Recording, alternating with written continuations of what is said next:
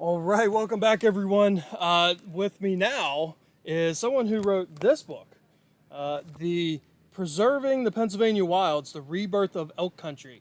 This is Mario Chiappelli, right? Did I say it Yep, right? Chiappelli. absolutely. He wrote this book and was kind enough to give me a copy to peruse. And I got to be honest, it got me in trouble Oh, because no. I didn't want to put it down, and I started it in a time that wasn't necessarily the best time to start it. When it turns out I can't put it down, right? No, fair enough. So that's a good thing. I really enjoyed the book.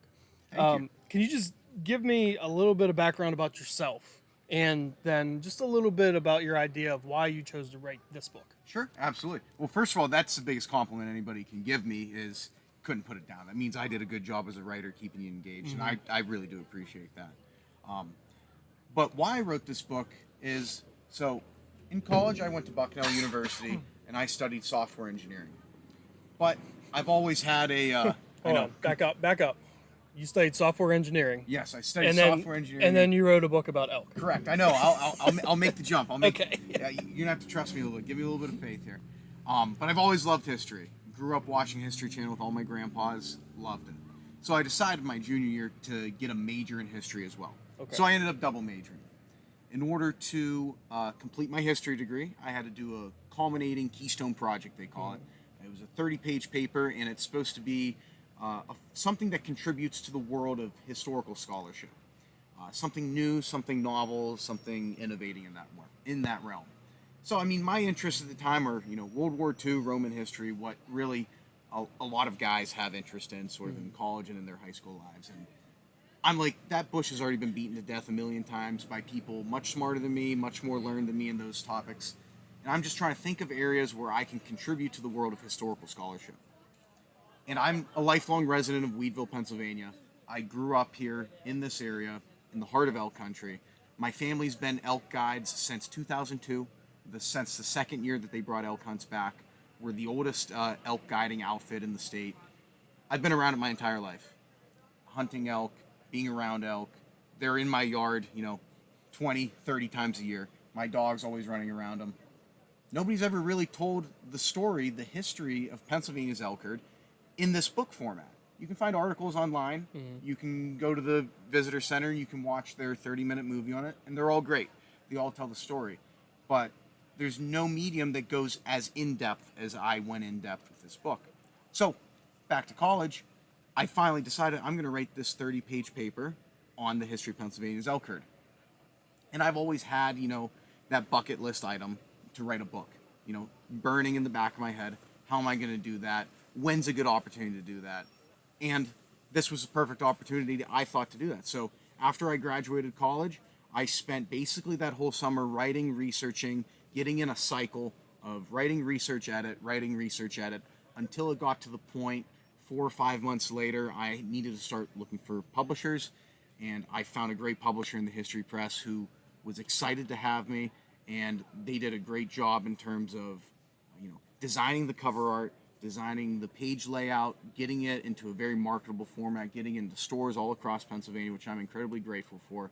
And so, yeah, that's sort of the story of why I did it and how it started and, where it is now. So this is really a passion project. Is really what it's been. Absolutely, 100%. So the pictures that are on the cover, the pictures that are on the back, like they're beautiful. Some are a little more well known, right? A little more historical. Sure. But these ones on the front, like, where did they come from? So, all of the photos of wildlife that you'll see in the book, and including the top two on the top left and right and the bottom one, my publisher actually said you need like 50 to 60 photos to include in the book. I'm like, okay, so I'm going to need to find actual photos of wildlife, because they also said, for a title like this, we're going to need photos. We're going to want to do like a color insert of photos in the middle. So there's a 16 pages in the middle of just color photos, mainly of elk. There's 1 page of other Pennsylvania wildlife as well. So I needed to find all these photos. I needed to find a way to do it. So throughout my research process, I came across a book in the Elk Center up here. It's by Marcy Geis, and it's just a photo book. And on the front cover, there's about 15 email addresses of Pennsylvania photographers that all photographed elk. So I emailed all 15 of the people in there, and about 4 or 5 replied back to me, and I incorporated all 4 or 5 of those photographers into the book. Now, you asked about all of them on the front cover. This one right here, that's a collage by my Aunt Gina Torcas. She's an artist. She does collage artwork. She does all sorts of wildlife collage artwork. I have a work of hers of a deer, and she does all sorts of other stuff that's really cool. I wanted that to be like the main cover, but there was a little pushback from the publisher, like, these titles we like to have multiple photos. Or market research People with their roles. it says they draw more people, and I'm like, okay, fine, you guys do this. They Right. publish 100 books a year. I'll trust you guys on that, as long as it goes on the front cover. Because I thought that was an eye-popping picture that could draw people Yeah. in. But Yeah. I mean, I never published a book. No, So. that's cool that the pictures are coming from Pennsylvania photographers, right? It's not so. And the reason why I want to bring that up is because when you're looking at these, like right here at the bottom, Yeah. you got 2 elk fighting, right? 2 bull elks fighting in a creek. This isn't a picture from elk in Montana or Colorado. No, that's right below Like, the gas station, yeah, right down here in like Benazet. this is actual legit. Like these are Pennsylvania bulls, right? So, I think it's cool that you've incorporated obviously your words about the history, but then also photographic history, that is coming from this area. It's not, you're not trying to sell some kind of like shell game of like, oh well, the elk, yeah, I'm going to talk about the elk here, but I'm going to show you pictures of the real elk out west, like the Western people want to talk about. Sure, absolutely. So yeah, that's awesome. I love that. One thing I got to bring up though is that Raleigh wrote the foreword. Yeah, absolutely. How did you get the former president and CEO of the Keystone Elk Country Alliance to write your foreword about this book? Sure. So, Raleigh knows my family for the longest time. I met Raleigh in the production of this book, so I can't say I knew him beforehand. But Raleigh's lived in Weedville for the past 40 years, ever since he came here to study the elk. My grandpa knew him. My uncle Robbie, who runs our elk guiding service, has to talk to Raleigh multiple times throughout the year. So there's that connection right there. I can just say, hey, Grandpa, hey, Uncle, can you get me in touch with Raleigh? And that's what I did. So when I was in college researching this, I'm not just going to, spout off a bunch of knowledge that I don't know. I'm not a biologist. Right. I don't pretend to be a biologist. I make that clear in the book. I'm a student of history. So this book's written from a historical perspective, but you can't tell a history of a species without talking about biological factors. So I needed to talk to Raleigh. Raleigh is the source for biological information of Pennsylvania's elk. Yep. There's no greater expert. That Jeremy Banfield's another great expert too, but Raleigh is the guy. Yeah, Jeremy's Absolutely. the expert of the current herd. Absolutely. Raleigh's the historical expert. Yeah, absolutely. So when I was in college researching this, I had like a couple hour-long Zoom calls with him that I recorded, and I went through and transcribed and, went through them multiple times and, just went through that and talked to him about it. And then when I wanted to write the book, I'm like, you need to have somebody with, gravitas, somebody with that name recognition. No one with more gravitas than Raleigh. Absolutely. And something that would pull people in with name recognition and more honestly with expertise and endorsement of the book. So Raleigh was my first choice, and when I called him to ask him about that, he couldn't have been more excited, and he was great to work with and do it. So I thank him very much for doing that, and I think it's a great addition to the book, honestly. So if you have to put a timeline on this book, like when did you start? Like where does it start? What roughly year, right? And like how current does it get? Sure.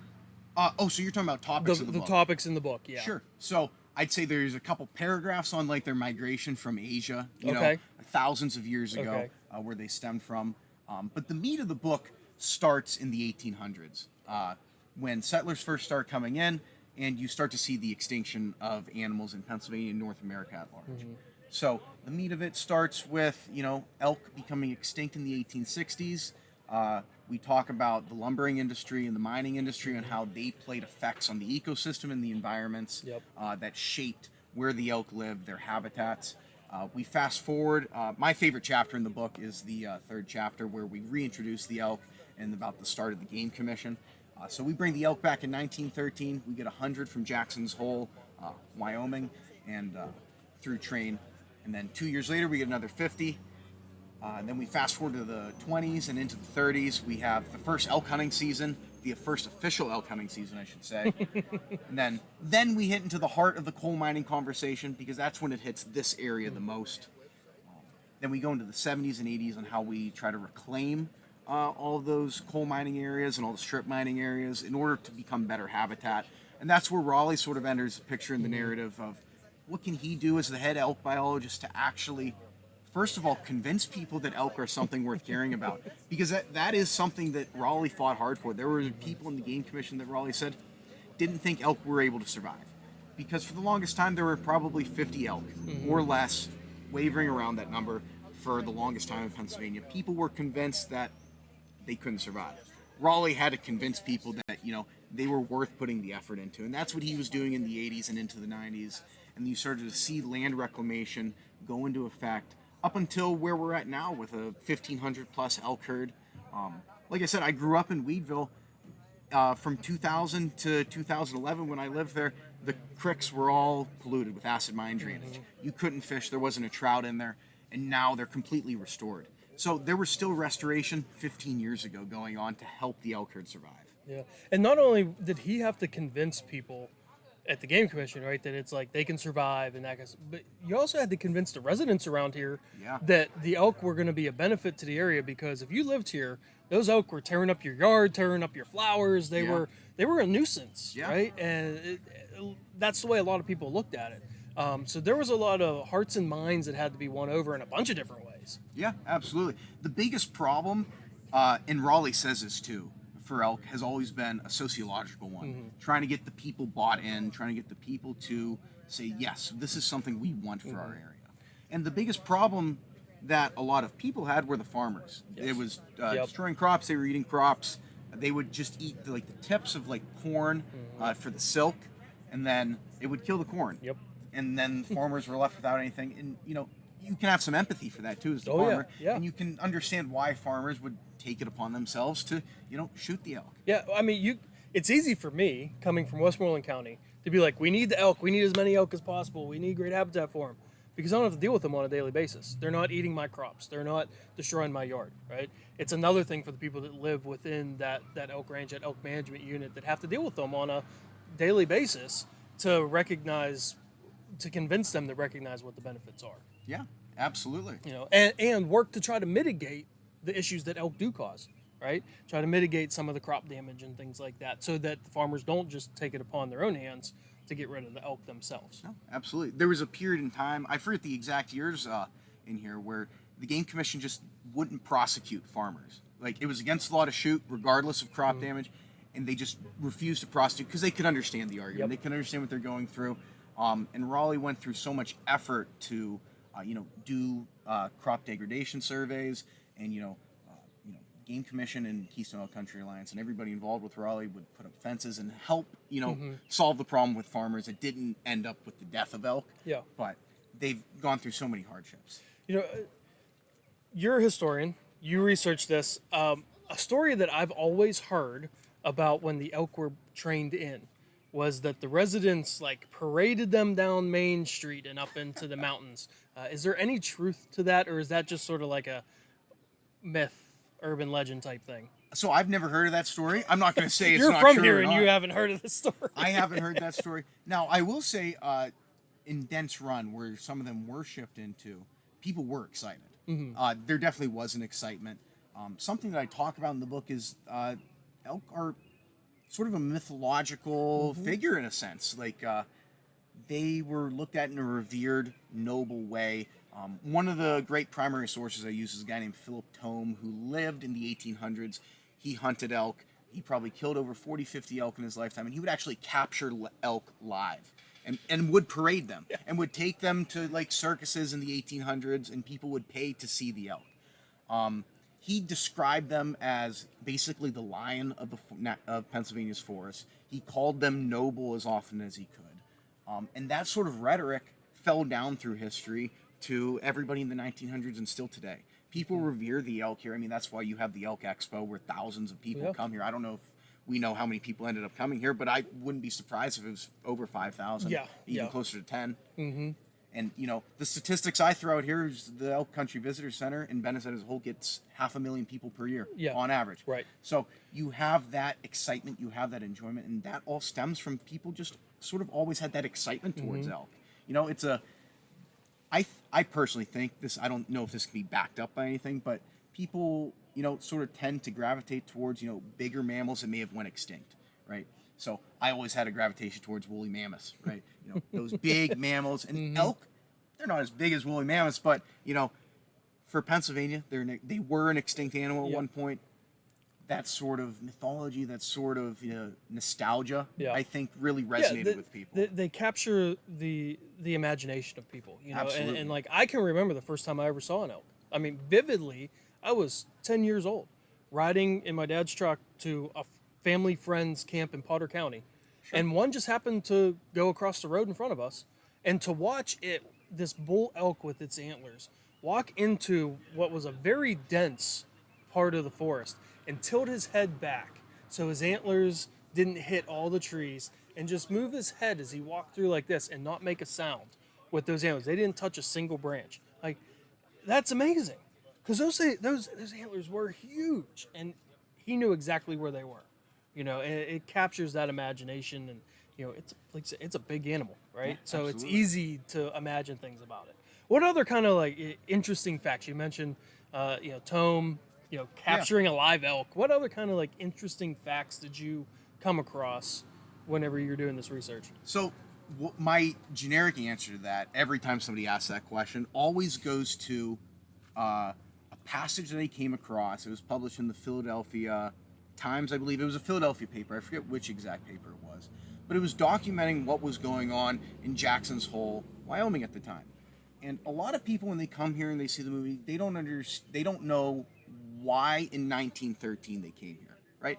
I think people, generally jump to the conclusion that it was altruism of the Pennsylvania Game Commissioners that brought the elk back. That's not necessarily true.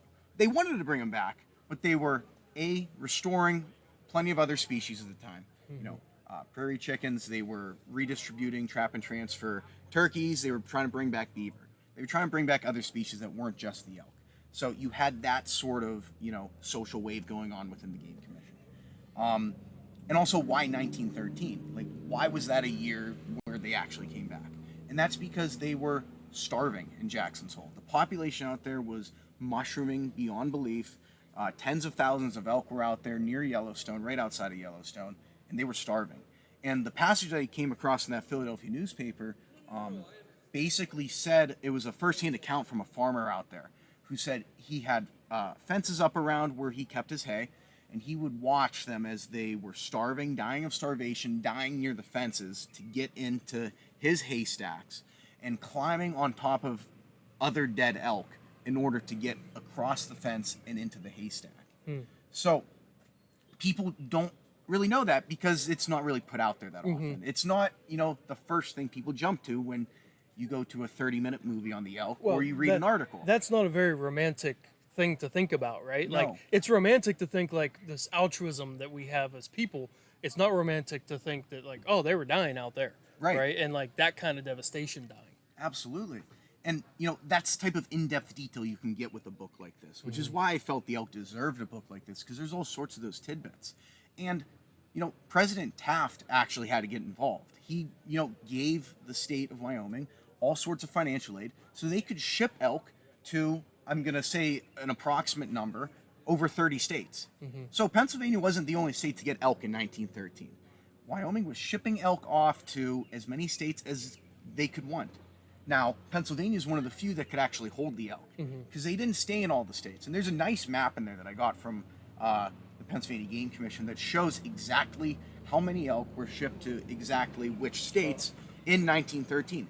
And just looking at the map, you're like, wow, Pennsylvania wasn't special in 1913 getting elk.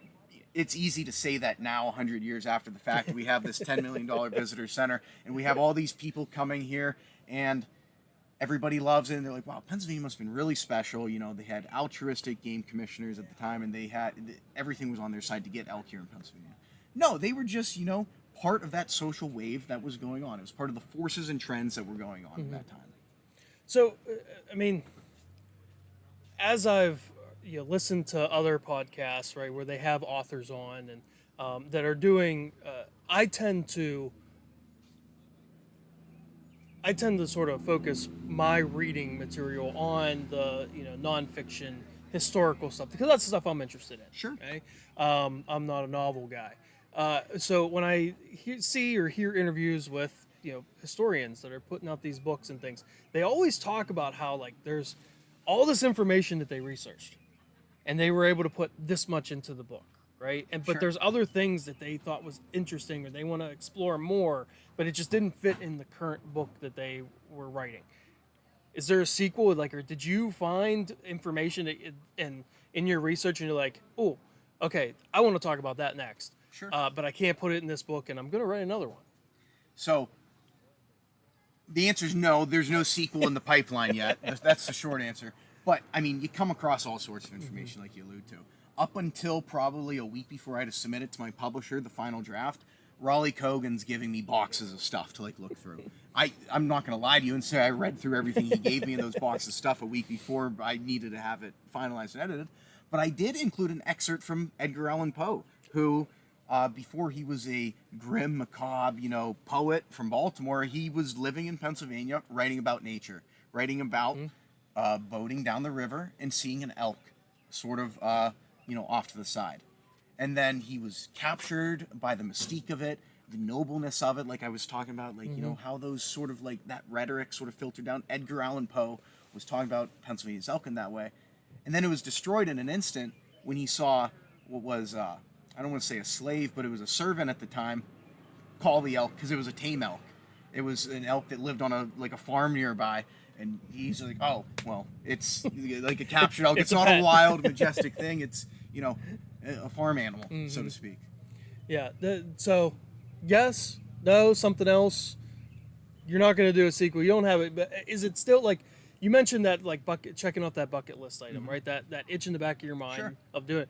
Is that itch scratched and you're done, or are you thinking like, I don't know, I still feel like maybe I want to try, not necessarily redoing this, but Sure. another.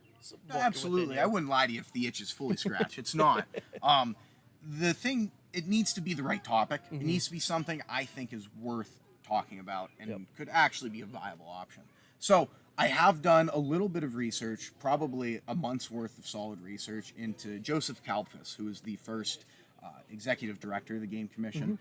Technically the second, because there was an interim one for like a year, but I'm going to call him the first executive director. I think that's a fair assumption to jump to. And I find his life to be very interesting, going out west in his early days and then coming back and leading the Game Commission. He didn't make a salary. Nobody in the Game Commission did, except for, a few very small workers.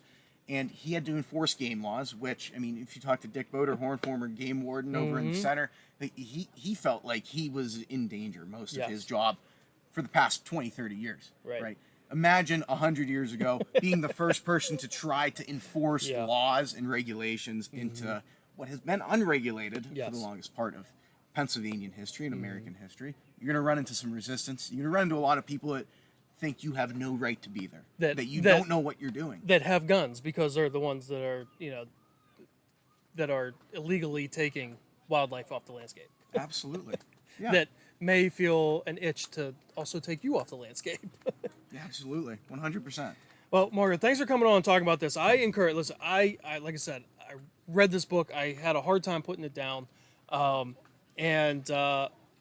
It is a great book, and it is a very thorough history of the elk here in Pennsylvania. And if you're interested in elk, if you want to know the details that got us to where we are today, which is amazing once you read this book, read it, because once you see where it started and where we are now, it gives me, and it will give you so much more appreciation for all the work that's been done by way more people. That a book that you would have to make this big just to put all that people's names in, right? All the volunteers, all the people who have done work. So go out, get the book, right? How can people get the book? So you can, if you're in the area at all, you can get it at the Elk Country Visitor Center, Elk Life in Benazet, PA Made in Weedville, and a few other locations.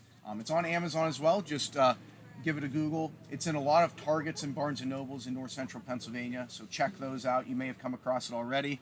I do have an audiobook out on YouTube. If you just Google the name of it, it's me narrating it. So not that good of a narrator, but it's out there. It's good. It took me about 5 to 6 hours to read for that, so that's about all it is in terms of length, in terms of how long it should take you. And the one thing I always tell people too is there's plenty of pictures in there. So if you don't like reading, you can get the history of it just by looking at the pictures. Yeah, I mean, honestly, that are in there. It's a great coffee table book as well, you know, from those pictures. So again, go out there, buy Preserving the Pennsylvania Wilds: The Rebirth of Elk Country by Mario Chiappelli. Thank you. Absolutely. Thanks for having me. Appreciate it.